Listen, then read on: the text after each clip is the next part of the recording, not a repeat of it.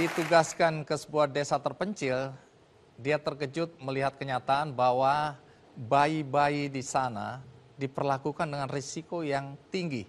Bahkan ada yang meninggal karenanya. Siapa dia? Mari kita sambut Bidan Mary Yastuti.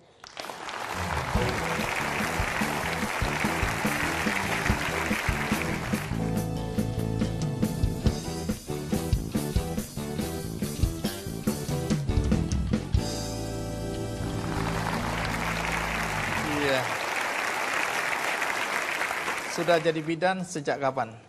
Dari Desember 1998. Jadi sekarang ditugaskan di desa apa ya? Desa Triti di daerah terpencil Kabupaten Tebo. 6 jam dari ibu kota provinsi. Ibu kota provinsinya Jambi? Jambi. Berapa penduduk desanya? Sekitar 1.200 orang. 1.200 orang? Iya. Awal mulanya saya dengar Bidan Mary kaget ya melihat kenyataan anak-anak kecil di sana diperlakukan dengan risiko yang tinggi. Contohnya apa ya? Awalnya saya ke sana anak yang baru lebih kurang umur 7 hari atau yang sudah lepas pusatnya itu dimandikan ke Sungai Batanghari dengan beberapa tradisi yang lebih dikenal masyarakat dengan nyebur ke air. Oke. Ya. Itu Anda anggap berisiko itu ya? Iya Mas. Nanti berisiko. cerita ya. Baik, sebelum itu mari kita simak dulu liputan berikut ini.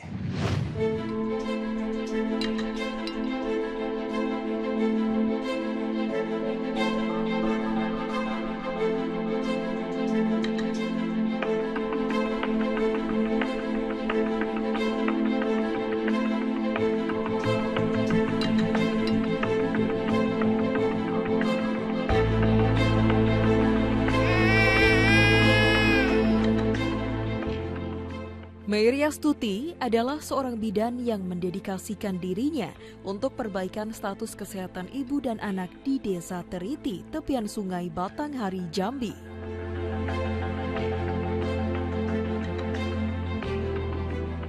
Di awal pengabdiannya, Mary Yastuti banyak ditentang oleh masyarakat adat di Desa Teriti yang lebih percaya kepada dukun daripada tenaga medis.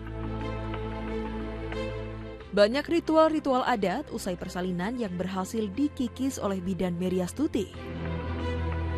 Ritual itu diantaranya memotong tali pusat bayi menggunakan sebilah bambu dan uang logam yang secara kesehatan ini bisa mengakibatkan penyakit tetanus. Ritual lainnya yaitu ritual nyebur ke ayek, yaitu memandikan bayi menggunakan air kembang di Sungai Batanghari. Akibatnya, bayi mengalami hipotermia. Selain itu, ada juga ritual ibu selama 40 hari usai melahirkan hanya boleh mengkonsumsi nasi putih dengan kecap asin. Karena jika ibu makan sayur dan ikan, bayi akan sakit usai minum air susu ibu.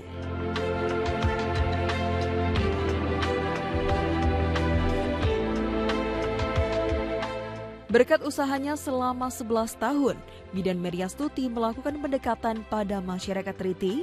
Ritual-ritual adat itu kini sudah ditinggalkan.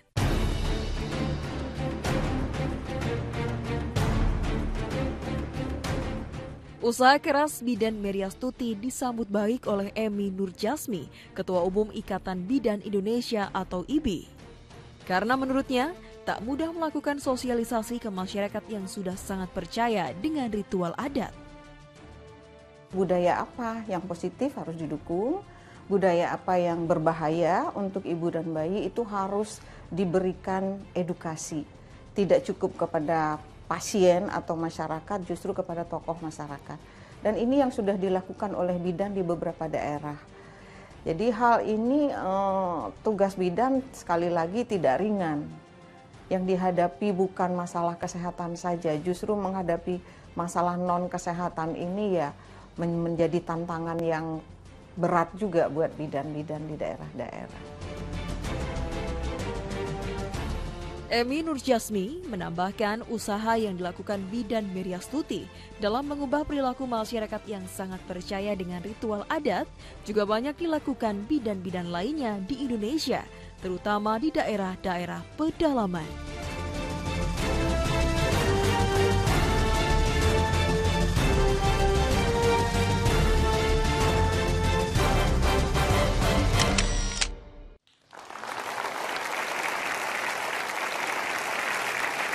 tahu itu kenapa anak-anak umur 7 hari dimandikan. Tujuannya apa dari tradisi mereka ini? Itu tradisi yang sudah turun-temurun dari nenek moyang. Setelah saya tanya ke dukun, tujuan mereka untuk mempersiapkan anak bayi tersebut mandi ke Sungai Batanghari, tidak terkejut lagi. Dan mereka siap untuk turun rumah dan menapaki kehidupan selanjutnya. Itu yang dipercaya ya? Iya, itu dipercaya, dan ritual itu harus dilakukan pada setiap bayi yang tali pusatnya sudah lepas, harus, tidak boleh tidak. Tidak boleh tidak. Nah, Iya. kemudian Anda menemukan kenyataan bahwa ada bayi yang meninggal gara-gara tradisi ini atau upacara ini. Iya, ada. Apa yang terjadi? Pada tahun 2009, ada bayi yang umurnya 10 hari, dimandikan pada jam 7 pagi. Biasanya Mas, ritual nyebur kayak itu dilakukan pagi hari. Jam 10 bayinya udah mulai dingin, biru, jam 11 meninggal. Berapa lama? Jam 11 meninggal.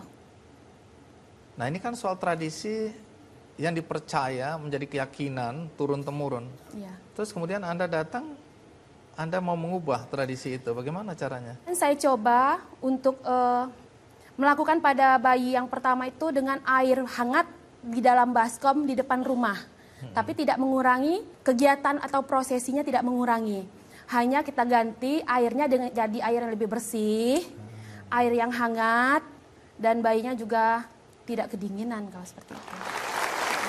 Baik. Kemudian makan nasi dengan kecap asin saja. Iya. Itu bagaimana ceritanya? Itu yang lebih susah merubahnya, Mas.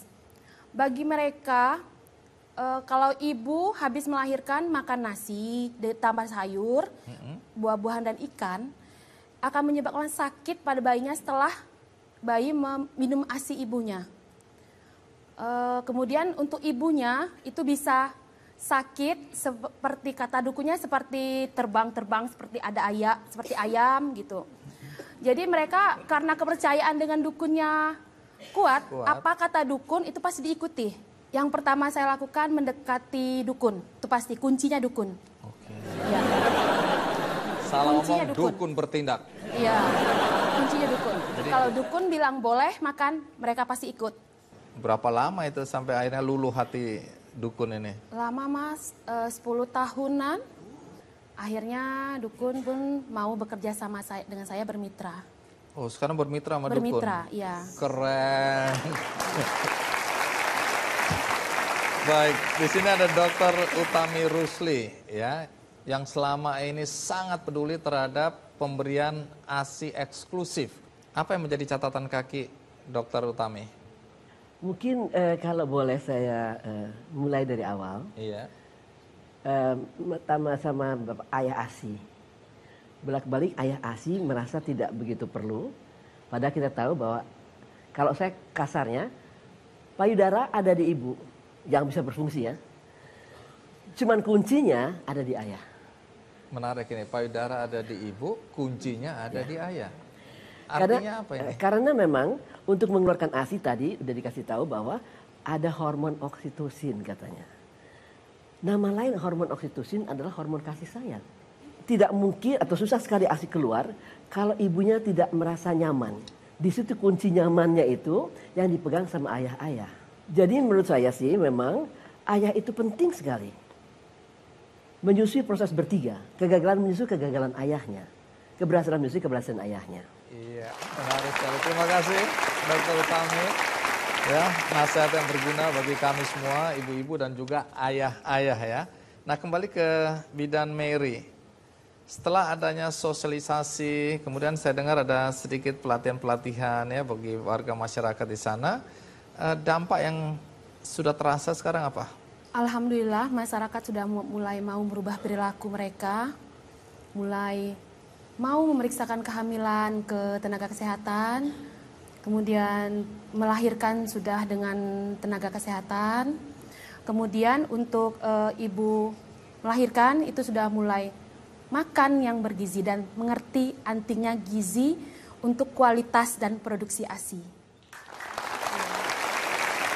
Dan yang paling menggembirakan saya dengar dukun-dukun juga membantu Anda ketika proses melahirkan, proses untuk menjaga kesehatan bayi-bayi di sana ya. Iya.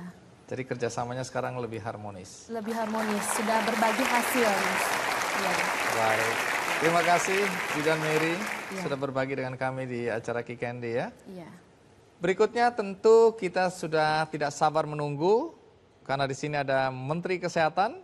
Maka sesudah ini Ibu Nila Muluk akan memberikan pandangan dan pendapatnya mengenai pentingnya air susu ibu eksklusif. Saya akan segera kembali.